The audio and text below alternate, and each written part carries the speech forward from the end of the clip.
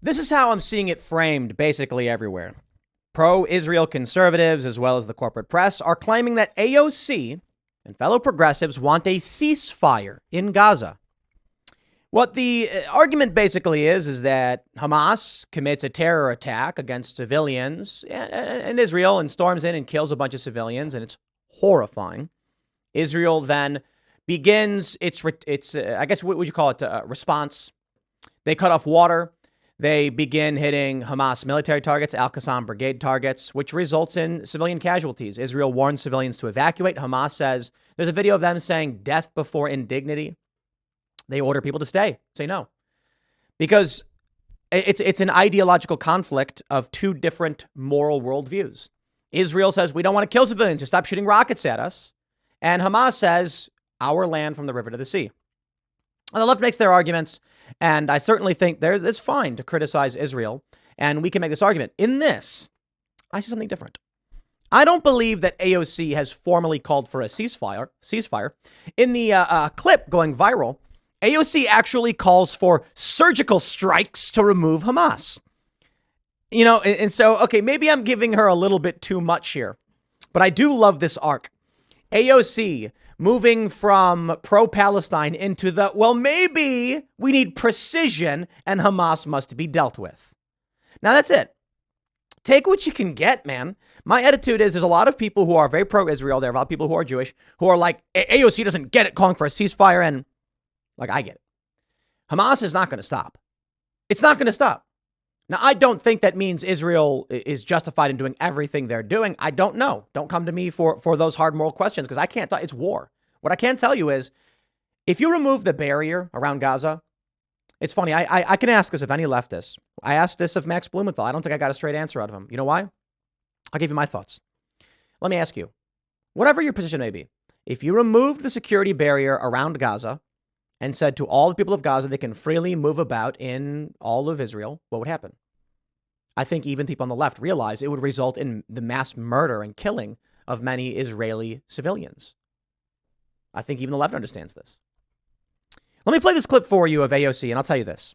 This is why I say, you know, maybe you got to take what you can get. When you can get someone like AOC on the far left to actually say Hamas must be removed with precision, okay. All right, we're getting somewhere. Here's the clip from CNN Newsnight. You and several other of your colleagues released a statement calling for a ceasefire in the region. But I wonder, what is Israel supposed to do about Hamas after they murdered, brutalized, abducted over 1,000 of their citizens? Are they supposed to just do nothing? Well, you know, I think what's important to note about a ceasefire is that it's not one-sided. Hamas has been sending thousands of rockets into Israel as well. And what is important is for us to identify our goal in terms of what safety means, in terms of what defense means. But and if I may, Congresswoman, I think that... Okay, I'm going to pause right there and say, I agree with AOC. I'm not saying I agree with everything she stands for, but if she's saying Hamas is still firing rockets into Israel, stop. I respect that. However, what we need to understand, they have hostages. What are we supposed to do? I mean, honest question. You tell me. What do you do? Someone's holding hostages. We'll ceasefire. We're going to back off and leave. Sorry, you're condemned to your fate. That's tough, man. I don't have the answers for you. I know that if I was being held hostage, I'd want to be rescued. The position from Israel's perspective is that there was already an attack, and Hamas already committed an attack. After that happened, do you really believe that they should not respond to that? I think what is important in terms of response is Israel does have a right to self-defense. Wow. Look at that coming from the far left. I think what we need to take a look at in this situation is if collective punishment qualifies as defense, if the blockade on water, food, electricity, if the dropping of white phosphorus, which is an indiscriminate weapon, qualifies. So I do believe that there's a discussion to be had here. I don't believe that an either or approach is what is necessary, but we should identify what our goal is, which is the cooling of tensions in the region. I agree with AOC. Cooling of tensions. I'm not here to get involved in a conflict between Israel and Palestine. I certainly think Hamas is wrong. I think the view of the far left is completely wrong. I think Look, as I said, with you take down the barricades at Gaza and they just go start killing Israeli civilians. It's not the other way around. Israeli civilians are not going into Gaza and just indiscriminately killing Palestinians. So it's a tough situation. But I think the cooling of tensions is the goal. I certainly think Hamas and the people in Gaza have more to answer for in terms of the aggression. Now, the left makes the arguments about open air prison and all that stuff. And it's like, dude, it's not being resolved, right? If you're going to support Hamas, and there's videos of civilians cheering for what Hamas did, and there are people on the left cheering for it, then do not expect Israel to do nothing. If you are going to publicly declare you support the killing of civilians, they ain't never going to open the door for you. And I don't know what else to tell you.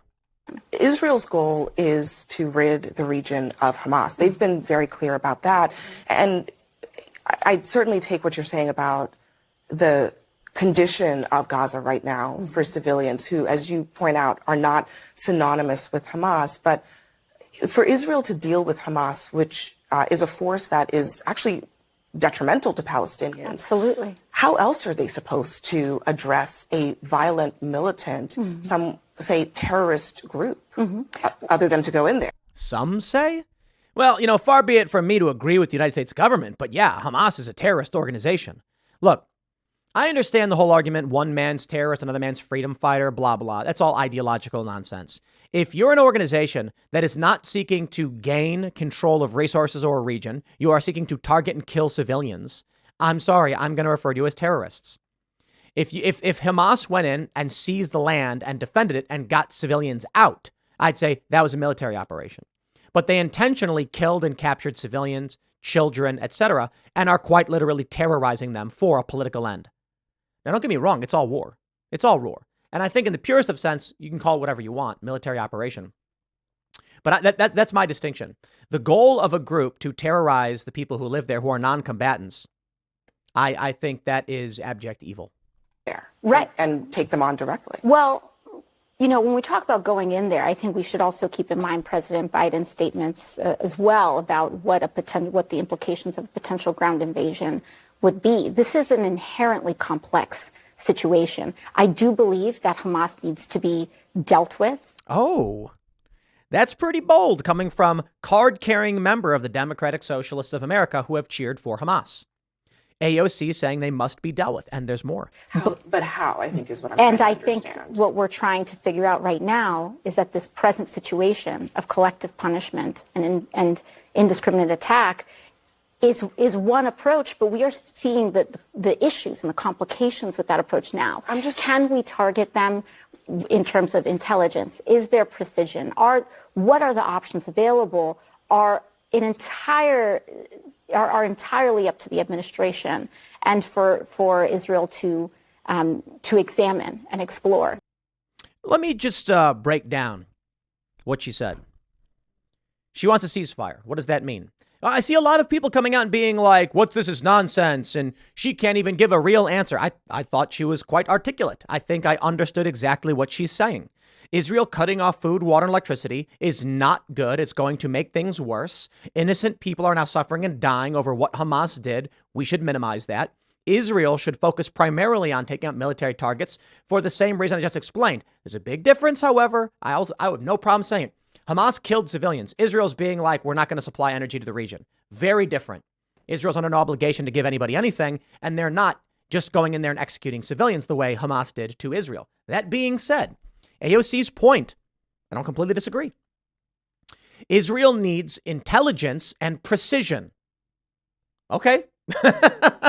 If your argument, AOC, is that you want surgical strikes in the region to take out Hamas leadership, then so be it. Perhaps then the answer is, I'll give you a simple version, AOC. You want to play that game? We'll play that game. I'm not one to advocate for any kind of intervention or war or anything like this, because I don't know that I'm smart enough to create a circumstance that I can't deal with, right? Like if I came out and said we should do X and X happens and everything gets worse, that'd be my fault. I don't know enough. What I can tell you is AOC's plan is basically, some dudes dropping from helicopters, night vision goggles, coming in and executing Hamas leadership in surgical commando raids. Certainly would minimize the amount of civilian casualties, right? Hey, if you want Hamas dealt with. So look, man, I just see this. And I see a lot of people insulting AOC over this approach. And I'm like, what is your answer? Is your answer seriously to just starve out and cut off water to people in Gaza? I mean, come on, that's insane. There's 2 million people there. Okay, they're not all militants and enemy combatants. They're civilians.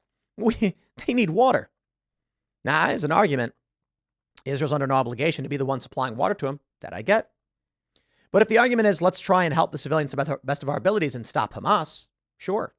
I think that's pretty much the argument from the pro-Israel side. Not everyone. We've seen those videos of pro-Israel people calling for wiping out Gaza. I don't think this ends well in either direction. But my point is, if AOC is moving away from the DSA, you don't need to insult her. You can say something like, glad to see you've broken from the DSA's position of supporting Hamas outright. Work with us on a real solution on this one. You're wrong about this, but we have a conversation to be had. I can respect that. It's the new AOC, ladies and gentlemen. She's going to be basically Pelosi. There you go. She's becoming establishment. But I don't completely hate her answer. Yeah, I don't want civilians dying or dying of dehydration or being shot or being killed in rubble. I don't want any of that. But how do you deal with Hamas? Important question. Maybe AOC's got a point. More precision surgical strikes, and I guess what she's advocating for is assassinations. I ain't going to go there because I don't know, man. I don't have the answers. But I'll just leave it to her. I'll leave it there. Next segment's coming up at 6 p.m. on this channel. Thanks for hanging out, and I'll see you all then.